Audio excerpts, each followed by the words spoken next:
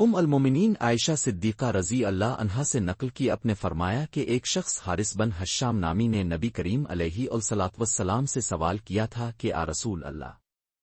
آپ پر وحی کیسے نازل ہوتی ہے؟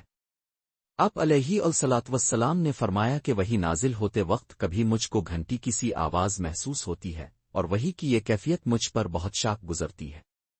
جب یہ کیفیت ختم ہوتی ہے تو میرے دل و دماغ پر اس فرشتے کے ذریعہ نازل شدہ وحی محفوظ ہو جاتی ہے، اور کسی وقت ایسا ہوتا ہے کہ فرشتہ بشکل انسان میرے پاس آتا ہے اور مجھ سے کلام کرتا ہے،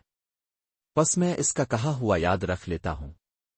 عائشہ رضی اللہ عنہا کا بیان ہے کہ میں نے سخت کڑاکے کی سردی میں نبی کریم علیہ الصلاۃ والسلام کو دیکھا ہے کہ آپ علیہ الصلاۃ والسلام پر وحی نازل ہوئی، اور جب اس کا سلسلہ موقوف ہوا تو آپ علیہ الصلاۃ والسلام کی پیشانی پسینے سے شرابور تھی۔